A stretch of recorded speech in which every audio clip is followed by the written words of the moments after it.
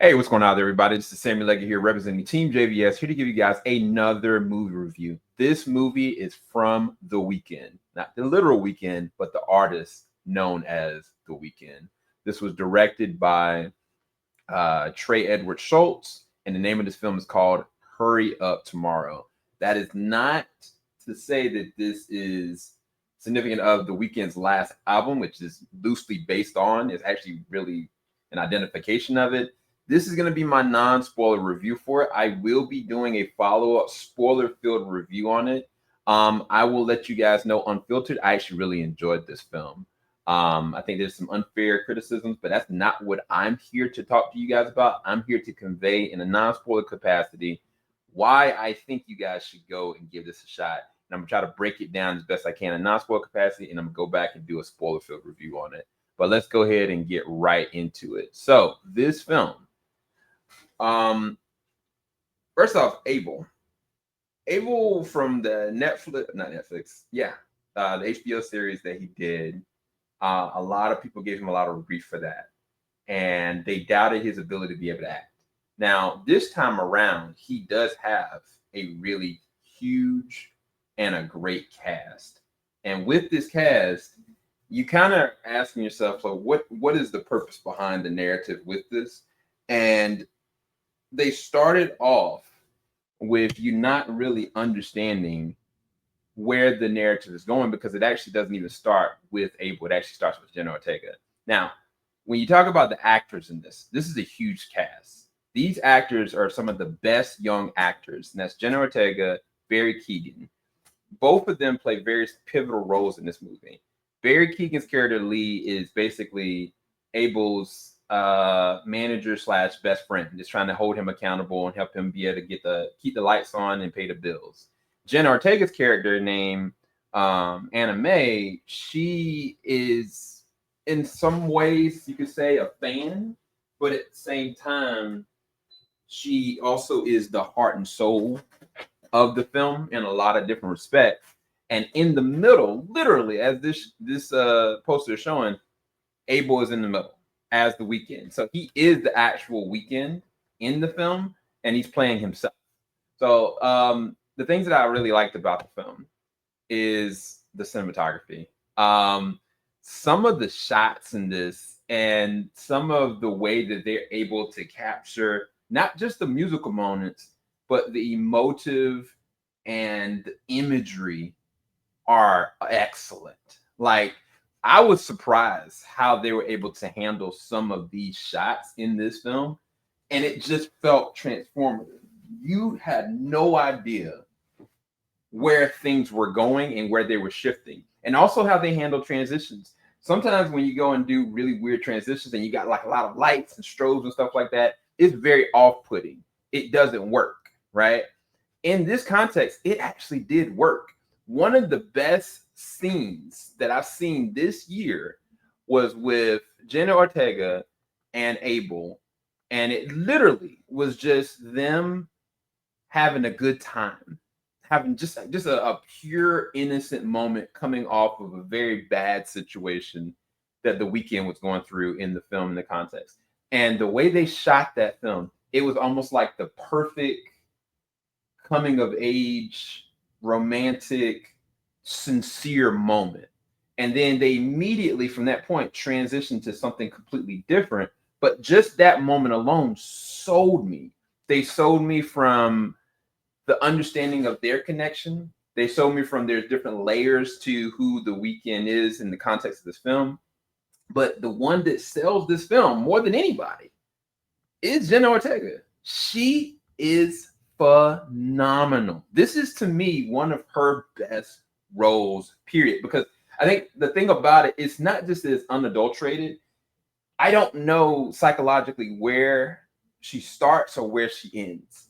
And I think that there are certain constraints that you got to put in certain roles. She had no constraints at all. And sometimes if you go too far, you need to know somebody to kind of pull you back or reel you back in. But some of the scenes that she had with the Weeknd in this film are some of the craziest things.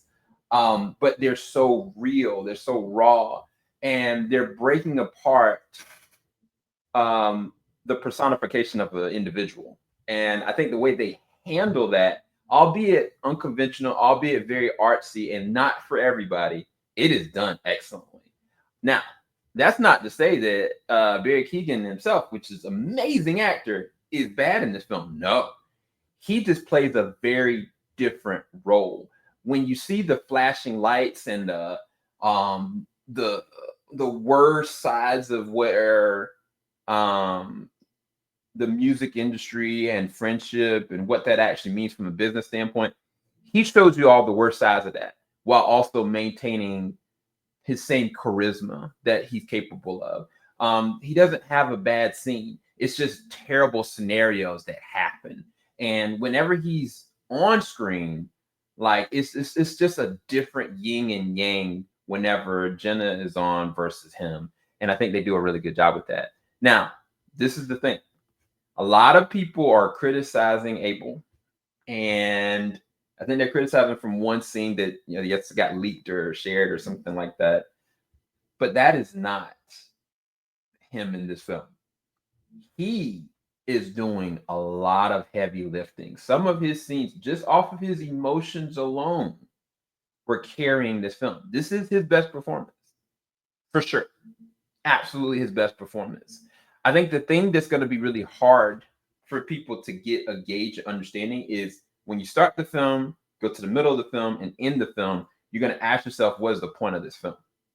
You're going to ask yourself, like this wasn't for entertainment. Was this just for the Weeknd to sell his album? Was this just, for us to kind of see him glorify himself?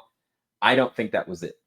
I'm going to tell you guys in the best, clear, concise way what I think from a narrative standpoint, what they were trying to convey in this film without spoiling it. If you want to really understand the spoiler side, I will do a whole separate review for that. And I'll go through my own transformation with that, as you can already literally visually see that. With this film, you have an artist that people's perception of them outweighs the understanding of who they believe themselves to be. And this film goes through all the different layers, good and bad, of being a star, of dealing with anxieties, of dealing with hopelessness, of using trauma to build on top of something, of using your art to allow yourself to find identification. And they're dissecting what that means, not just for the Weeknd, but anybody in the entertainment industry and what that actually could look like, realistic, raw, and what the person is battling in their actual mind as well throughout these interactions, whether he's interacting with the fan, whether he's interacting with his best friend, whether he's interacting with the crowd. What does he see within himself, and what identifies him to create his art? Why does he create his art? Is it out of distress? Is it out of need? Is it out of joy? Like they break off these different moments of conversation that seems like exposition, but it's actually clearly defining how this could work for any artist, not just a musical artist. It might be a painter. It may be somebody that is designing something. A lot of pain can create. And at the same as that time, you can also lose yourself to what that actually means as well. And of course, they deal with the substance abuse issues. They deal with the hopelessness of thoughts, depression, and a lot of anger and frustration. All those different things they unpack in this film. I think the thing that I will say that is a critique is that it's not going to be for everybody. This is really artsy. This, if you don't like indie films, or if you don't like films that don't give you an understanding or a grasp of what it actually means, or a clear cut like what they were actually trying to do, this may not be for you. If you're a fan of The Weeknd, I think you may gravitate to wanting to see the film just based on seeing him make the attempt. I think that if you like Jen Ortega, Barry Keoghan, and The Weeknd, I think you may find something interesting, gratifying out of it. You might see like, man, these set design moments are amazing. These like this feels like a whole music video moment. Dare I say, like if I think about like Smooth Criminal and transition to this, it does give me that for sure. But there's something very deep underlying with this that I cannot wait to unpack in my spoiler review. And I think that if that gives people a little more context, I think that that'll help understand the narrative. But if the narrative doesn't work for you and it's just too artsy. And also, man, the lighting. There's a lot of strobe lights. I think that if you deal with like seizures, there should have been a warning in the beginning of this film. What I got at the beginning of the film was a random music video and then the movie. If you do like deal with seizures or like, there's a lot of strobe lighting and a lot of transition. And also, if you're like on the fence of like suicidal thoughts or depression, this is not the movie for you at all. They really go deep into the layers of what that looks like. There's also some other mental illness implications as well that they kind of go into that I would forewarn you to actually go and check. But make no mistake, General Ortega is amazing in this. Abel is really good. He can act. He can do it. He can absolutely do it.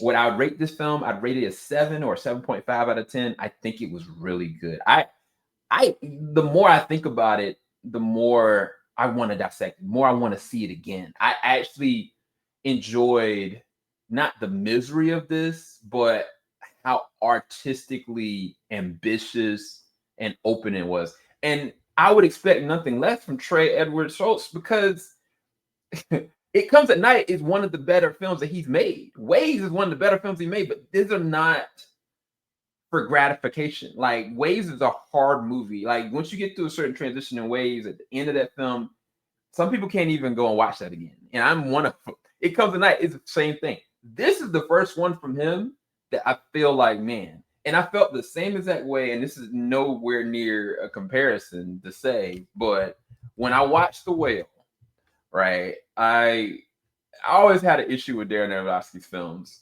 I felt like they were very artsy, but they were also very polarizing. It felt like torture, like torture, not from what you're seeing, but what he's doing to the characters and what's the point of why he's doing what he's doing.